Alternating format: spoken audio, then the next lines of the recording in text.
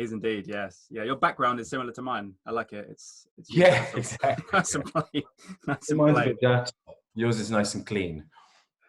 Well, there's enough distance between the camera and the actual wall to shield any dirt. I think. So congratulations on the film. Thank you. I spoke to the ladies yesterday, and they were all really, really nice and really, really excited to let everybody see it, particularly in the UK, because obviously it's coming out soon.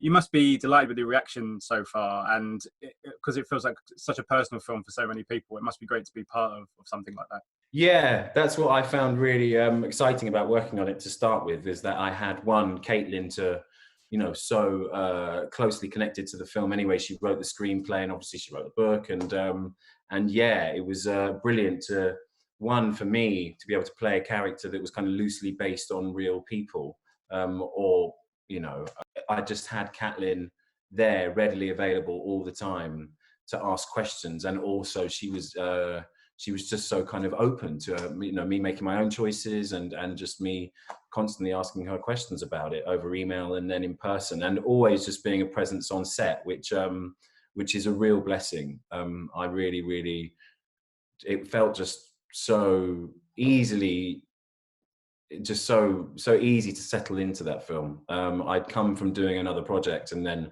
just went straight into that one, and it was great. I loved it. I got to I got to do the read through, and then the night before the read through I got to record a song with Guy Garvey. I'd always been a huge fan of Elbow, and so to have that be a part of the movie in itself, and just to have that experience of going in the studio with Guy Garvey was incredible, and it's something I will never ever forget. And obviously to work with Beanie is just amazing. I'd known her from Lady Bird, and then obviously kind of looked at her work on Broadway, and then saw Booksmart afterwards, and it was all just a real experience, a very, very fond experience that I won't forget. Yeah, I mean, obviously, I've said it to the ladies yesterday about, when they adapt books into movies, sometimes they keep the original writer on, sometimes they don't, and sometimes the ones that don't keep the original writer sometimes don't quite work the same way. Obviously, I know that you obviously work with Tadhg on JojoRabbit, and he obviously adapted someone else's book, so sometimes it works, but sometimes it doesn't. I just wondered how important it is for you as an actor, and it's something that Beanie said about having Caitlin as part of the project, because it is her baby and stuff, and to have her there to kind of guide you must be very, very helpful, more helpful than if she wasn't there. Yes, exactly. But I mean, at the same time, she was always open to us making our own choices. She was never stubborn about anything. It must be hard for anyone to kind of hand over their baby in terms of but she didn't really do, she did the screenplay, so she was always a part of it from day one. And yeah, I just it was a real positive for me that she was there the whole time. And on the first day of the shoot, she was I had to go and do a song in front of a whole audience of people, and Caitlin was there on the first day of my shoot. She came down set and was just she's just an amazing person to be around in general. I think she's incredible.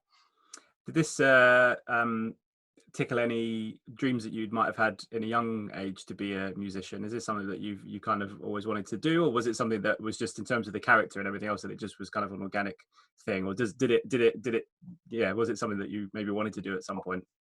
Well, I mean, that was also another kind of positive that I got out of the movie on a personal level, was I got to just discover loads of new music. Caitlin had kind of said to me that Harry Nilsson was somebody I was already into Harry Nilsson, and so when she said that, I was like, amazing.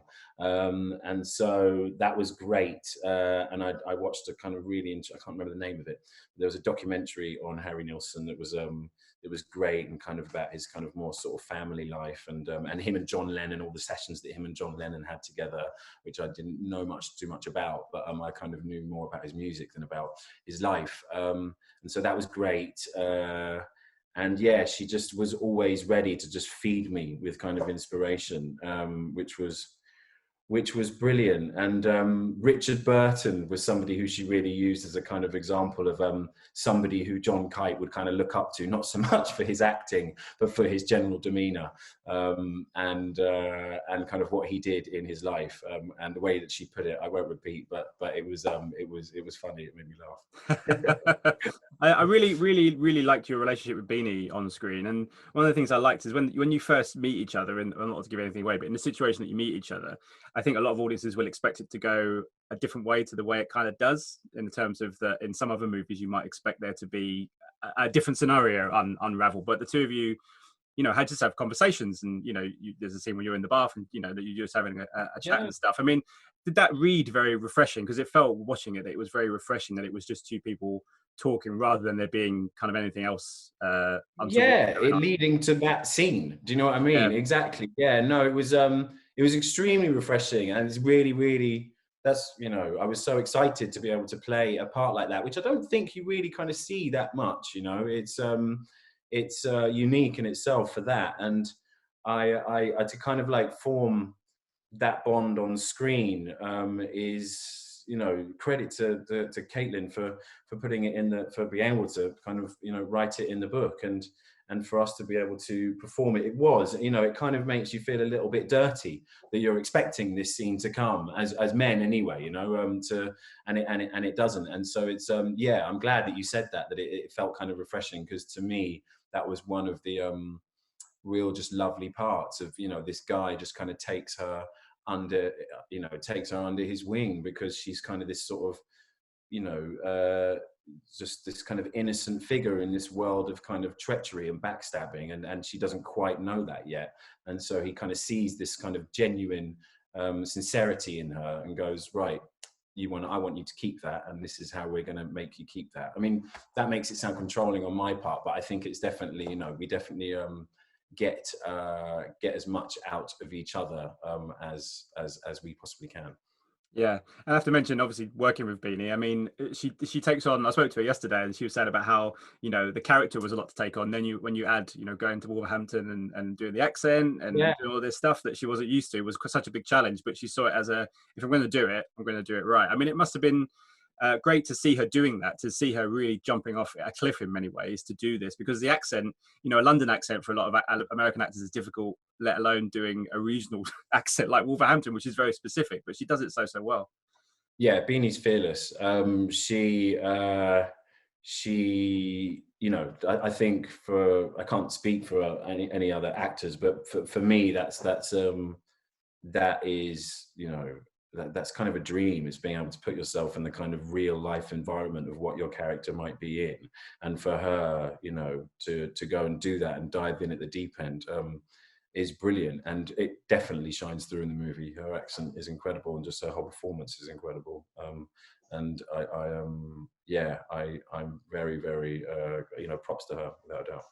Yeah, and I mean, I said this to the guys yesterday about how the movie almost celebrates someone in their teenage and formative years making mistakes. People are allowed to make mistakes at that age. It's not the be all and end all, and that sometimes at that time in your life you should make mistakes, because it makes you a better person where you're growing up. And even though this is very much a female story, it's kind of universal, isn't it? Because I, even watching it as a bloke, I wish I'd kind of taken a few more risks in my teenage years. Do you know what I mean? Yeah, I mean, I think it's a coming of age story for all ages. So it doesn't. I mean, at any point you are in your life, you can have that kind of revelatory moment, and I think it's important that we do kind of have that outlook, is that we need to make mistakes, because then we can educate ourselves, or just sort of unashamedly be the version of ourselves that we want to be, or that we turn out to be. Alfie, thank you so much for your time today. Pleasure chatting to you, and good luck with the movie. Thank you, Scott. Take care, mate. Cheers. Bye-bye. Ladies and gentlemen, you're watching Hey You Guys! Hey You Guys, huh? Hey You Guys. Is that from the Goonies? It is indeed, yeah. Nice.